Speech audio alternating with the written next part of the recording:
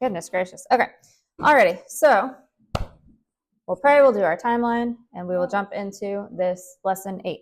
All right. Dear God, thank you for bringing all of us here safely today. Thank you for your word. Thank you for Christmas, which is coming very, very quickly. We thank you for lesson 8 and everything that we've learned so far, and I pray that all of us would learn something new today to take home and think about. In your name we pray. Amen. All right. So we start at the bottom, and we have creation, fall, flood, Tower of Babel, call of Abraham, the Exodus, law, conquest, kingdom, exile, partial return, Jesus, cross, church, rapture, second coming, final judgment. Okay, what have we learned so far? Which timeline events have we learned so far about? Good. Fall, flood, and Babel. So that brings us to our faith in action. So what faith in action is we kind of take a pause and we look back at what we've learned and why it's important and how it applies to our life. So that's what we are doing today and potentially 2 weeks from now if we don't finish it. So your worksheet looks a little bit different this time. Like I told you last week, now I'm making them. And for lesson 8, since it's a review, it's one sheet. So that will go into your folder when we're finished with it. All right, but we're not there yet, so don't panic. All right, so faith in action. What is this about? This is about how biblical truth helps us interpret the world. So what does that mean? We talked last week about the word worldview, right? Anybody remember what that is? The worldview is how humans see the world. How you see the world. Good. Logan, you're in Anchored, so you should have a good complex answer for us, right? Nice. What is a worldview? What are you learning in that class? Okay, well, what did you learn that a worldview is? You got it. Some good encouragement. So what is a worldview? Okay, are they the same? No. Okay, so we'll dig into that a little bit today. So like we just talked about, we have gone through creation, fall, flood, the Noahic covenant. What was the Noahic covenant? Who remembers? What? Ooh, who made the covenant? God made the covenant with mankind, right? With everyone who was living. And at the time, it was Noah and his family. And what did he promise?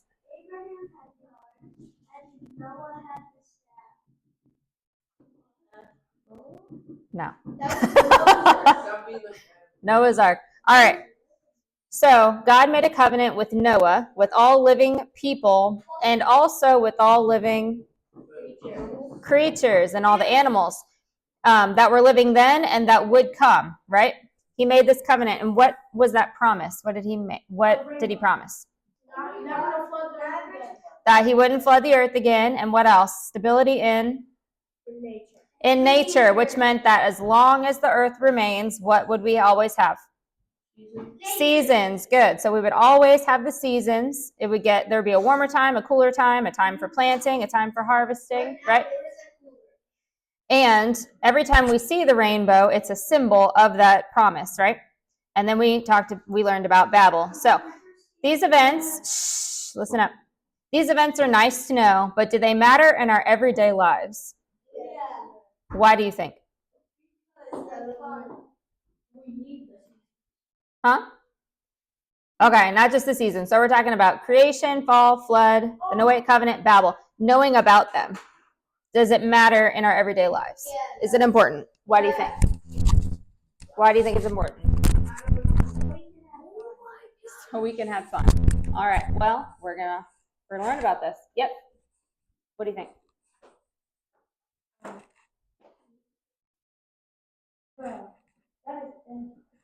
Why does it matter in our everyday lives?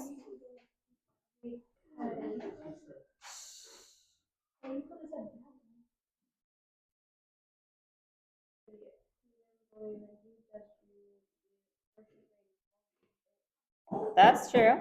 That's true. All right, let's look.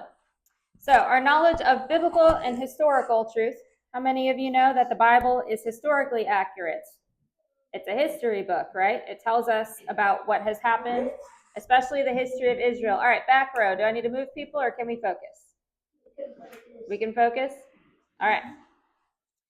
So, our knowledge of the Bible and the history in the Bible, helps us understand the world we live in today, and we call this worldview, which we kind of touched on last week. A person's worldview determines how they see the world around them, like Levi told us, or Kason told us, somebody told us. So, we're going to kind of get a picture in our minds of what it means to have a worldview. So, here's a picture. What do we see in this picture? A house, a barn, a barn. A house, maybe an outhouse, trees, mountains. Yep, lots of stuff. A cow jumping over the moon. Okay, whatever. All right, so when we look at this picture, what color is the sky? Blue. Blue. No. So the sky is blue. What color is the grass? Green. Green, right? And we've got some white clouds in the sky. We know pretty well what a landscape picture looks like, right? If someone tried to tell us, oh, I went on vacation to Scotland and there were all these grassy hills, you're going to know the grassy hills were what color? They were green. So here is an example. What if I put on a pair of red tinted sunglasses? And then I looked at this picture again. It looks like a little. Does it look the same? What color will I think the sky is? Purple. Purple with a little bit of pink. What color will I think the grass is? Pink. Red. What about the trees? Orange. Orange, red. So very different, right? So in this example, my worldview was my pair of red tinted glasses. Because if I go back to this landscape picture, the sky is blue. No matter if my eyes are opened or closed, right? The sky is blue. And what color is the grass? Green. That's just a fact, right? It's a fact that the grass is green and the sky is blue. But when I put on my glasses, gotta wait for that to do its thing. When I put on my glasses, they cause me to see the world a certain way. So now when I look at this picture, I'm not seeing it for what it is. I'm seeing it through my glasses. Does that make sense? Well, there's a space where the heart ends. Maybe. And we could get into what that means, metaphorically, but for the sake of this example, we won't. So your worldview colors the way that you see the world. So let's take a look at what that means in our lives. So when we have a biblical worldview, the Bible is our pair of glasses that we use to look at the world. So we'll look at some examples. So on the left here, we have our biblical worldview Bible glasses. So hopefully those are cool enough to be Bible glasses. I searched and searched. That's the best I could do. And on the right, we have our pagan worldview. Who knows what pagan means? What? Not Christianity, believing multiple gods, and all that. It can be. Yep. What do you think it means? Right. So another description we could use is non-believer glasses, right? So pagan is anything that is not about God. So you're a pagan if you're an unbeliever. And if you are a believer, then you'd be a believer, a Christian. You'd have a biblical worldview, hopefully. So we've got our two pairs of glasses. So let's look at some examples. If we look at the world with our biblical worldview glasses, then we know that there are how many races? One. And what's it called? The human race. And we know that we all descend from who? Adam and Eve. Good. And then the next set we all descend from? Noah and his family. Good. Now, if we look through the world with pagan worldview glasses, then we're going to think that there are many races. What are some examples? Black. Okay. What else? White. What else? Red. Puerto Rican. What did you say? Red. Okay, like Indian or something. Yellow like SpongeBob. Steve. Okay. So we would think that there are many races. Shh. and that maybe some are better than others. So we should be able to very quickly think of an example of someone who believed in races and that one was better than others. Who is that? Talked about him last week. Nimrod. Who? Adolf Hitler. Hitler. Good. Hitler. Oh, I didn't hear you. Okay, so Hitler is an example, right? He believed that there were many races and that one race was better than the others. And he took it so far as to say that if you were not his preferred race, that you shouldn't be living, right? And that's why the Holocaust happened. Was he that race? Or did he have was he different?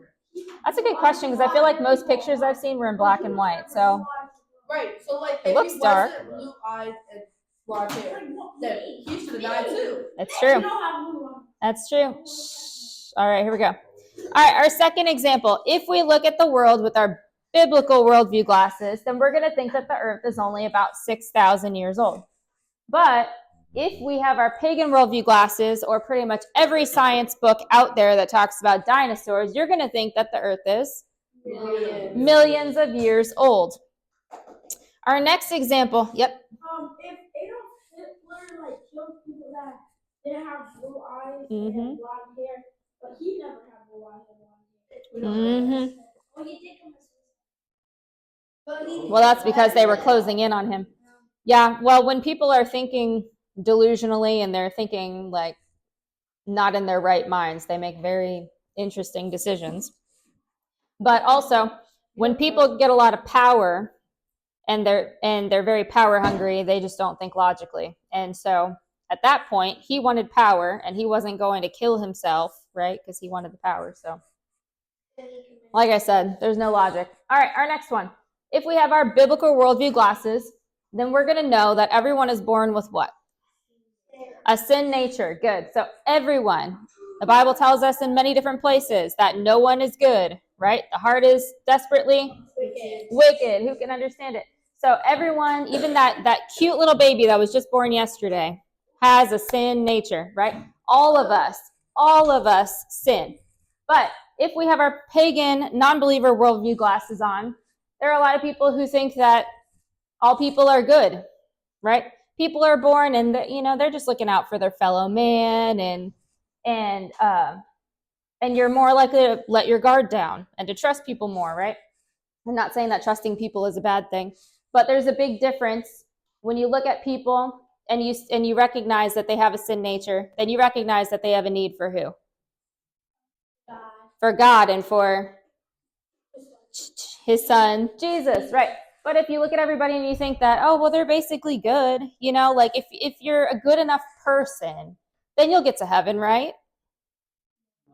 Then it really changes things. And when you start to when you go to school and you look around at your friends and you think, oh, well, they're such a good friend, they're going to go to heaven. God wouldn't send them to hell. Is that true? It's not true. So it's very important that we have our biblical worldview glasses on, right? Because these are two very different ways of looking at the world and looking at the people around us. Our next example, which kind of piggybacks on that, if we look at the world through our biblical worldview glasses, then we're going to think that heaven and hell are real places. But if we look at them with our pagan worldview glasses, what are we going to think? They're not real. And we might have this picture of hell like, oh, there's going to be this little red guy and he's got horns and a pitchfork and he's partying, right? How many of you have seen cartoons that look like that? Definitely. Comic books. Yep. They like to paint this idea that, all the bad people, they're just going to go and they're just going to have one big party in hell, but, we'll just be up here in heaven. Is that true of hell? No. What is hell called? The lake of fire. And it's a lake of fire because it's constantly burning with what? Fire and sulfur. Does it sound like anybody's going to be partying there? No. If you had a pitchfork, it would melt, right? So, very, very different ways of looking at the world. If you recognize that hell is a real place, and you and all of your friends and your family and everyone on earth have a real decision to make, then you realize that if someone dies having not put their faith in Jesus, what's going to happen? They're going to go to the lake of fire and they're not going to be partying, right? So it's a very dangerous worldview. It is a very dangerous way to view the world if you think that heaven and hell are not real places. It will impact your life definitely. Because when you see friends who don't believe in God, who don't go to church, and you think, oh, well, there's no real risk of anything happening, are you going to tell them about God? Are you going to encourage them to go to church? Are you going to talk to them about the Bible? If you think, oh, well, if they die, they'll just disappear. What do you think? It's not. It's like when I was younger, I still remember this dream I had. It was like me seeing what hell was like, and all I saw was Satan dipping people in hot steam. Well, that would definitely hurt, wouldn't it? So, very different ways of viewing the world, and they absolutely matter in our daily life, don't they? Are we starting to see that? How we live differently when we believe these different things? All right. If we look through the world with our biblical worldview glasses, we're going to think that God did what? Created the earth, created everything in it. What did he create in the earth? On the earth? Animals, plants, what else? Humans, sea creatures, good. Everything that flies, everything that swims, everything that creeps, everything that walks.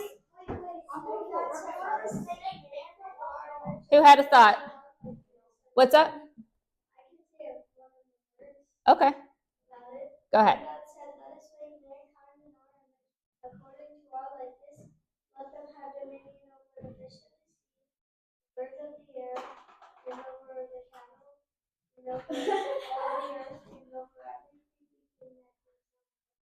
Very good. There is a treat for you after class, so you'll have to come see me. All right. If we look at the world through our pagan worldview, non-believer glasses, we're looking up here, boys, then we would think what? What is that big theory that they teach you in school? The Big Bang. And evolution is another one. So what do they teach you about this Big Bang? That is the gravity. That these two big gas balls exploded and boom. So where did the big gas balls come from? I don't know. From space? But where did it come from? It was just always there? That doesn't make sense, right? Well, where did the universe come from? Exactly. So they believe that not only... All right, listen up. 3, 2, 1. Turn around, please. Thank you. All right, so not only do they believe that the Earth came from these two gas bubble things that came from we don't know, right? And they just happened to explode for reasons that we can't describe. But they also believe that people came from apes. But what did the ape come from? A potato. So they believe that there was this, over time, just this little, what is it, like sticky gooey stuff just kind of appeared. And then it just kind of got a little bit bigger, and then maybe it turned into a frog or something. And then a little bit later, the frog kind of morphed into like a lizard. And then maybe the lizard turned into like a dragon. And then maybe it turned into a dinosaur. But if everything came from this goo, then how do we have lizards over here and then like monkeys over here and like dogs over here? How does that work if it all came from the same goo? And how did we get people from one of them, but not from all of them? So time changes the substance? So if you say you plant all the same seeds, but yeah, like you're planting these things and one turns and they're all the same, and one turns into an apple, one turns into a watermelon. Like, how does that work? Yeah. They probably put two random seeds in there. There's a furry goo, there's a streaking goo, there's a... How many of you learned that in school, that there were different goos? Probably not. So there was a head goo. When you think logically for about 30 seconds, like we just did, about these two theories, evolution and the Big Bang Theory, do you have anything to base them on? Is there any science behind it? Can you say, well, these gas bubbles formed from this because of this? No. So there really is no leg to stand on here. But when we look at the world through our biblical worldview glasses, where did the world come from? God. Do we have to explain any kind of gas bubbles? No. No. Do we have an explanation of how we got humans and animals and different kinds of animals and flying things and swimming things? Can we explain that to people? So, one of these makes you look kind of dumb. If somebody came up to you and said, where did the world come from? And you're trying to describe it to them, they're just going to look at you like you have 7 heads, right? And they'll probably have a lot of questions that can't be answered. But if someone comes to you and they ask you, and you tell them, God created it, and this is when he created it, and this is how he created it, and these are the different things that he created. And no matter what, humans will always go on to reproduce humans. Cats will always go on to reproduce cats. Frogs will always go on to reproduce frogs. Then it makes a lot of sense, right? Do you think their questions would be answered? Yes. Yes. In school, in science class, my teacher, Miss Kavinsky, she said that she said corn turned into a cat, and then a cat turned into a dog, and then a dog turned into a coyote, and then a coyote turned into another bulldog. Corn, huh? What do you think? Corn. Corn turned into a dog. They reproduce the same animal almost. But not all of them can mix. Tasmanian tiger. What? You can't do that. Oh yeah. The last ones were that they got extinct because people killed it because they thought it was Poachers. Yeah. But it was a tiger. It was a type of tiger, and it's a Tasmanian tiger because it's in Tasmania. So it's not like a morphing of any kind of thing. But it's like half Tasmanian tiger and half. I mean, it's half Tasmanian devil and half tiger. I don't think that's true. Because one part is just gray and then the back is striped. No, it's just called that because it's from Tasmania. But you can go home and research that and come back next week and tell us what you found. All right. So we can see some big differences between these two pairs of glasses, can't we? Yep. Literally and figuratively. The glasses look different, the picture looked different, and we've just looked at several examples that look different. A biblical worldview, a biblical worldview, when we put on our Bible glasses, it helps us guard ourselves against pagan ideas like evolution, like the Big Bang Theory, like that there are multiple races and that one's better than another. So I just gave you a few reasons, but why is this important? Why is it important for us to guard ourselves against pagan worldview ideas? What do you think? So that you don't fall short of the ability to get the glory of God even more than we already have. And so that we can go to heaven. Well, if we believe these different ideas, if someone has salvation, they believe in Jesus, but they think that evolution is true, are they not going to heaven? Yep, they're never. I mean, if they believe, they don't believe in God. What? So someone goes to heaven if they do what? Believe that If- Jesus died on the cross. Right. So you have to believe that you're a sinful human, right? And that you need someone to pay the price on your behalf, because the wages of sin is death. The payment for sin is death. But it's not just death here on earth, it's death eternally in the lake of fire. The only way that you escape that is to believe that somebody paid that price for you, right? Right? Who paid that price? Jesus. By doing what? Died on the cross for sin. Right, because the payment, the penalty is death. But what is it specifically about death that pays that price? The shedding of His blood. the shedding of blood. So you have to believe that Jesus, the perfect sinless human, had what it took to come and to sacrifice his life and to shed his blood as payment for you so that you can go to heaven. If you believe in that and you receive salvation, but you believe in evolution, is that going to change the fact that you're going to heaven? No. If you have received that salvation and you believe in the Big Bang Theory, is it going to prevent you from going to heaven? No. So these beliefs are not beliefs that are going to prevent you from going to heaven. It's important to understand that, right? Once you have placed your faith in Jesus and you have received that salvation, nothing can take that away. But in our everyday lives, what does Jesus tell us to do? He told his disciples to go out and be Fisher of men. fishers of men. What does that mean? To tell a bunch of people find that track people down. Oh, stop it. What? I'm trying a bunch of people to tell a bunch of people. Right. We're supposed to tell people about Jesus. Why? So they can So they can believe and they can get salvation. So if we fall into these pagan beliefs and people ask us questions about this God we say we believe in, and we give them some silly explanation about how goo turned into an ape and then somehow you arrived, are they going to really take you seriously about this God thing, do you think? No. No. But if you can take them into the Bible and say, this is where the world came from. This earth that we're standing on, it was created with a purpose. And the reason why you can take a seed and plant it and know what kind of tree you're going to get is because we have a God who designed it specifically that way. And there are laws that nature follows, right?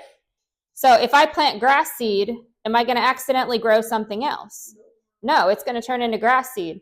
And if you get two cows in a field and you put them together, are you going to get a baby donkey?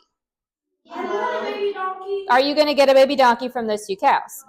No, you're going to get a baby cow because nature follows laws that God put into place. Our feet are on the ground right now, or our butts are in the seat right now because of a law called Obedience. gravity. A law called gravity. And you know that you're not going to walk out the door of the church today and start floating into air because the law of gravity is a constant law that God put into the world so that it runs smoothly, right? So there are rules that God created that, that's why we have success in the world. That's why we know that we're going to get a baby cow who put two cows together. So it's important for us to know this stuff so that we can answer questions, so that we can go out and tell people about God and have real answers to give them, right? But if we start falling into these traps, what happened to the Israelites in the Bible when they would go to a new land and they would be in these cultures that worship false gods? They would drift away from the sun. They would drift away from God and they would start to do what? They would start to worship the false gods. Was it because they didn't know the truth? No, because they were influenced. They were influenced. So that first generation that went in, they knew the truth. But as their kids were friends with the culture and they started to learn things, their parents did not firmly pass on those truths. So they were influenced by that culture. That's why it's so important that we have biblical worldview glasses so that when we're in the culture, which we will be, you're going to go to school tomorrow and you're going to sit in science class and you're going to sit in history class and you're going to hear these pagan ideas. And if you don't have your biblical worldview glasses, then you're going to be influenced by that. So it's very important that we have a way to guard ourselves against those ideas, that we know so much truth that we can spot a pagan idea from a mile away and say, no, that's not true because I know this is true, right? And where do we get truth? From the Bible. All right. So all of us have big questions in life. And for many of us, those questions will float around in our heads and hearts for a long time. Some examples. How about death? How many of you have wondered, why did my grandpa have to die? Why did my cat have to die? Yeah. Or why did this person have to die so young? How many of you have questioned why you have to listen to your parents when they're just sinful humans, just like you? Okay. How many of you have wondered why people have died in accidents, car accidents, or freak accidents, or their house burned down and they were in it? Just crazy things that happen with really no explanation, or they could have been avoided. How about things about marriage? Why people get divorced? Why marriages don't last always? How about technology is one that we'll kind of get into. How about racism? How many of you have wondered why people have to look at people differently just because they look a little different when we're all human? Big questions. How about disease? Why did this person have to get cancer? Why does this person have to have an illness that keeps them in bed, or a depression, or diabetes, or there are lots of things. So if we don't have answers to these questions, it's very easy for our faith to begin to crumble, right? If you wrestle with one of these questions long enough, or if a big enough event happens in your life that you don't have a good answer to, it can be very easy for you to start to doubt God's goodness, right? Has anybody ever doubted God's goodness? You let this happen in my life, and so have you ever been mad at God before? It's okay to say that. People do. People do get mad at God.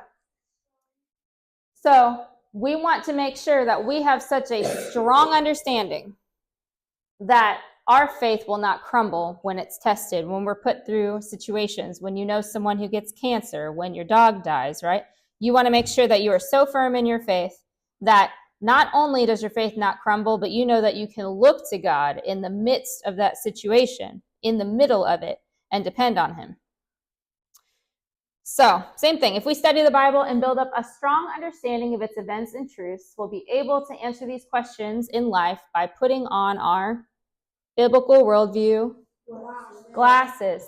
So, this right here is the idea behind this interlocked study that we're going through. Anybody ever wondered why it's called interlocked? Yeah? Because when you take all of the events in the Bible, all of it, and you put them together, you notice how the whole thing tells one story about the world, about God, about sin, all of it. It all tells one long story. So when you are little and you go to Sunday school and you sit down in your little chair and they say, today we're going to learn about Samson. And you're like, oh, okay. And you learn about Samson. And then you go back the next week and you learn about someone named Ruth. And you start to think, oh, well, these people, they did some good things and think their stories in the Bible for a reason. But when you understand that Ruth and Samson's stories, accounts, biblical accounts, they're in there because they connect and they all point to something. They all tell the same story. Then that's going to mean a lot more to you than just trying to memorize these names and the people that were in them, right? So when we can take these big questions that we have, and we can look to these interlocked truths to answer them, then we will have a stronger faith. And the questions will not keep floating around in our heads, will not keep pestering us and plaguing us and make a mess of our faith. So that is what we are going to do here. So this is where your worksheet comes in. And I'm going to get my copy out so I can look at it too. So, our lesson 8. So this is an activity. So, I'll go ahead and read the directions. So, you're going to read the idea or the problem on the left. So, if you look at this big chart here, on the left side, it says ideas or problems in the world. These are things that we face. These are things that, nope, on the left. These are things that happen in our culture. These are things that maybe our government legalizes. These are things that you'll face when you go to school. Things that you might even face in your home. On the right side, we have biblical truths. And these are things that we have learned about so far. So things like God's curse upon the ground, or the divine institution of family. That shall look familiar. The divine institution of marriage. So what we're going to do is we're going to read the ones on the left, read those ideas, and we're going to find the biblical truth on the right that would answer that question. So you're going to do your best to draw those lines, do that matching, and then we're going to go through and check our answers and see if you got it right. Sure.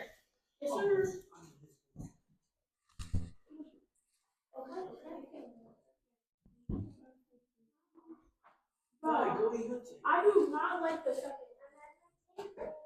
It says the idea that two men and two women. So you're going to find the biblical truth that you would look to find the answer to that question.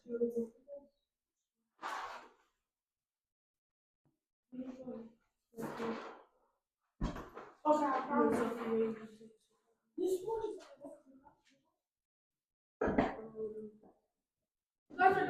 Anakin, if you want to work with them or with them, you can choose. Oh, you've been recruited.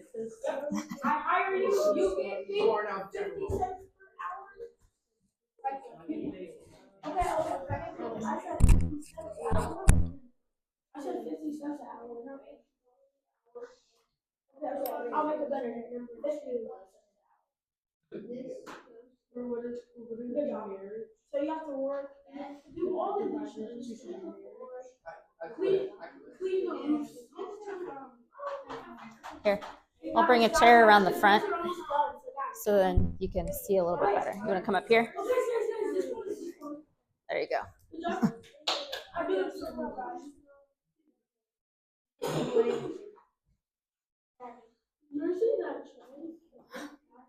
Having trouble? No, she's 10.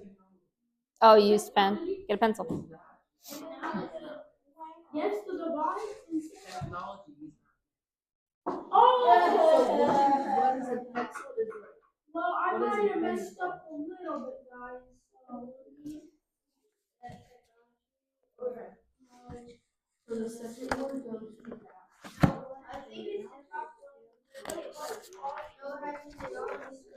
Here, trade me. No, we're the game that wants to last. Young people have no respect for their parents' authority. So all people are Authority figures. what?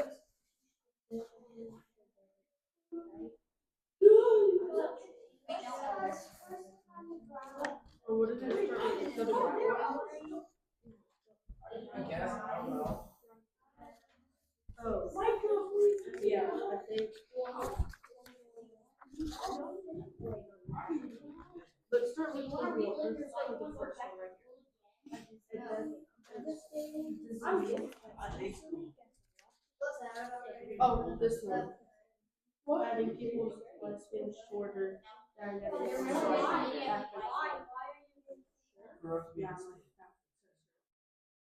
Wait, actually, I'm like, you can change it. She's a new teacher.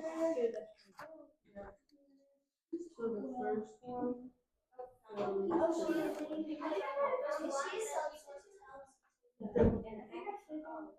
What? Is she a sociopath? Yes. Young people have no respect. That's how I read it. What? How many tests? So would it be You failed 4. He failed 4 tests. And you're not gonna pick that one? I failed because he Guys, I got 15 out of 15 on my quiz.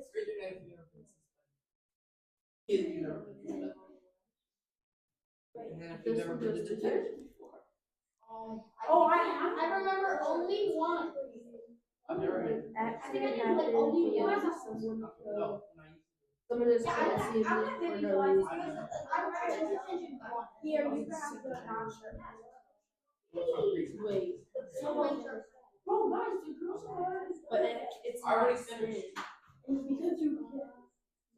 Wait, This doesn't make this one goes here. This one goes here.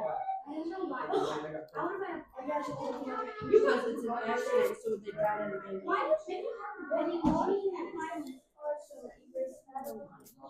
Number one goes to God's person upon you. First one does not go to people having shorter lives. I found it. The second last one does. And the accident one. Wait, I got this word? The idea that there are different.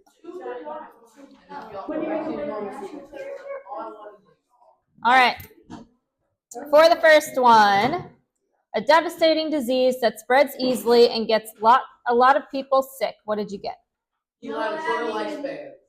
Okay. Noah having the knowledge and skill to make wine Curse upon the ground. What else? Any other guesses? Oh, yeah,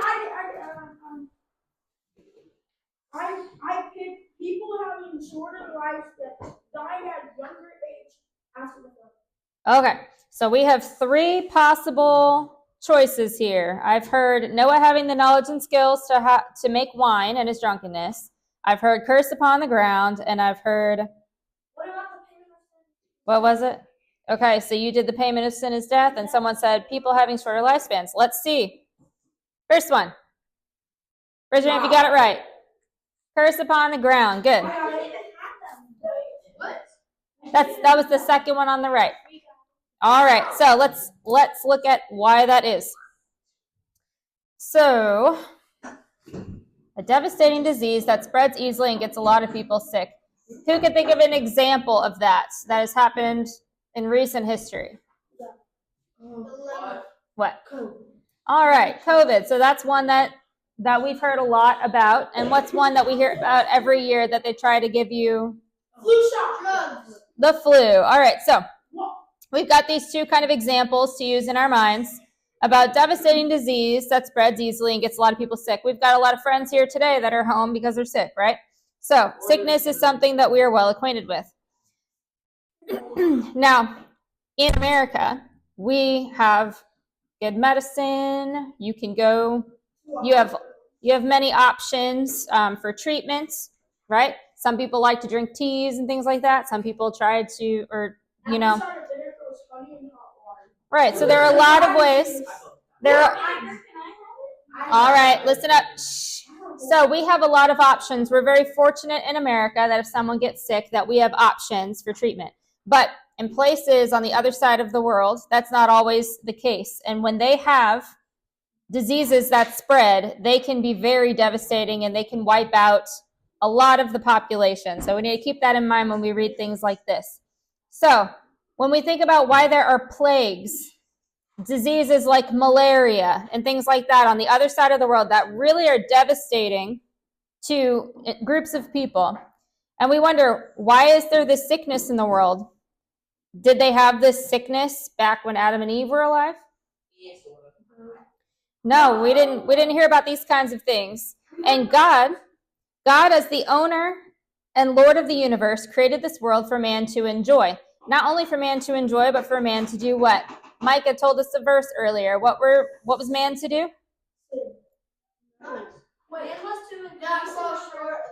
Increase in number. What else? It's one of the divine institutions. Responsibility. They were to rule responsibly, right? So they were to enjoy the earth and take care of it, tend to the garden. 1 Timothy 6:17. We can turn to that real quick. Let's see. 1 Timothy 6, verse 17. Chapter 6, verse 17. 1 Timothy chapter 6, verse 17. All right, who wants to read that for us? Go ahead. You gotta be loud so everybody can hear you. Teach those who are rich in this world not to be proud and not to trust in their money, which is so unreliable. Their trust should be in God, who richly gives us all we need for our enjoyment. For our enjoyment. So God told Adam and Eve that their job was to care for his creation, and they were given the divine institution of responsible dominion. Good. Just as God is Lord of creation, Adam and Eve were to be the underlords over nature, looking after it and enjoying it. Because they were given responsibility over nature, the choices that they made affect nature. So therefore, when Adam and Eve sinned, one of the consequences is that what happened to the ground? The ground was cursed. So we're going to look at that. Genesis chapter 3, verse 17 again. 17 is popular this morning. Genesis chapter 3, because remember, chapter 3 is about the fall. Verse 17. And do we have someone who wants to read that? Ezekiel, nice and loud.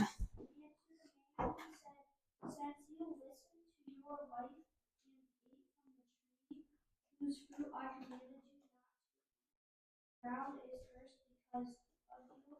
All your life you will struggle to Scratch.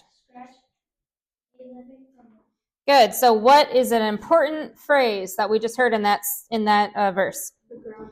The ground is cursed because of you. Because of you. Who is you? Yeah. So, and to the man he said, since you listened to your wife and ate from the tree, the ground is cursed because of you. Who is the reason the ground was cursed? Adam. And Adam's decision to do what? To sin. Good. So because Adam decided to sin, he rebelled against God directly, right? God said, don't do this. Adam did it anyway. Because of his rebellion, what came into the world? Sin. And because of that, the ground was cursed. Good. So Adam and Eve's sin while they were under lords of the earth is why the world we see today is in such a state of environmental disasters like earthquakes, plagues, and diseases that kill so many people. These are all consequences of Adam and Eve's sin. Good. And the fall. God cannot be blamed. This is so important, people. Listen. God cannot be blamed for the fallen state of the world. The world that he created was what? Perfect. It was perfect. Irresponsible man is what brought this curse upon the earth. By doing what? By sinning, by their direct rebellion against God. But this fallen state of the world is temporary. And the Bible says, what does temporary mean? Temporary, not permanent. So it will not last forever. Good. The Bible says there will come a day where this curse will be reversed. What does it mean to reverse? Redo it. It'll go back to the way it was, right? But in this case, it won't be put back to the garden, but we will not have it in this sinful state. It will then be reversed, right? So it will be an unsinful state. So we look at Romans 8. Romans chapter 8. We have 5 verses here. So do I have 5 people who want to read? Okay, I got 1. Maybe we'll just go down the line, and if you want to pass, you pass. And we'll see how far we get. All right, let's get to Romans first, and then we will sort that out. Romans. Romans chapter 8. Chapter 8. And then we're going to verses, actually that might be 6 verses. Verses 20 through 25. So Ezekiel wants to start, and we'll just kind of snake our way through. All right. Romans 8, verses 20 to 25, and Ezekiel's going to start us off. Against its will, all creation was subject to God's curse, but with eager hope. Logan, you're 21.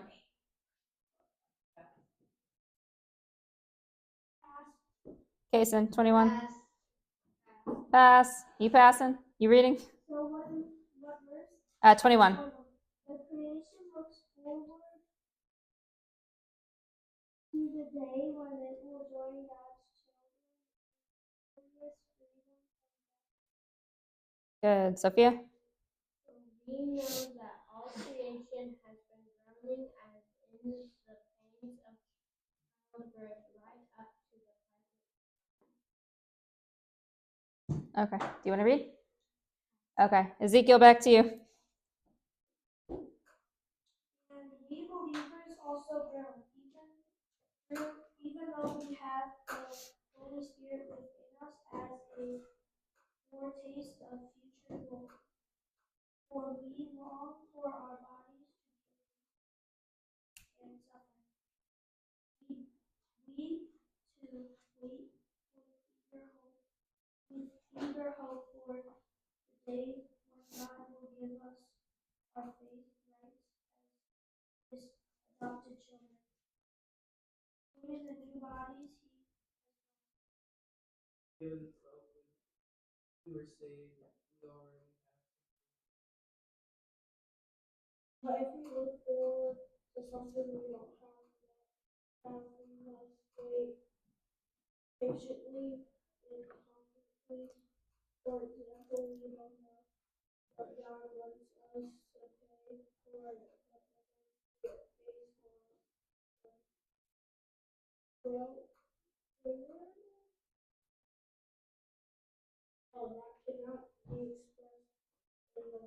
All right, good. So let's look at what we just read. So against its will, yeah. Like they're singing? It sure does. All right, well, we'll look at this verse real quick and then we will wrap it up for next time. So, a few things. Against its will, what was subjected to God's curse? Look at verse 20. Against its will. So, it didn't want to, but what was subjected to God's curse? All creation. And then it says, but with eager hope, the creation does what?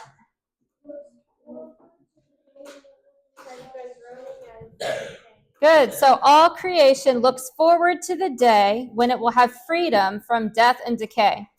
And then verse 22 says, we know that all creation has been doing what? Has been groaning. And then it says that as for us, we long for our bodies to be released from sin and suffering. So with this perspective in mind, we must remember that though we have made great advancement in medical science, mankind will never be able to cure or prevent all diseases. It will be God who removes all sickness and disease when he reverses the curse at the end of history. And we will look at this a little bit more next time we are together. If you want to go ahead and put that paper inside your folder and just leave it stacked there and we will take care of it. I think everybody did a great job on that activity. So I've got pencils and I've got suckers.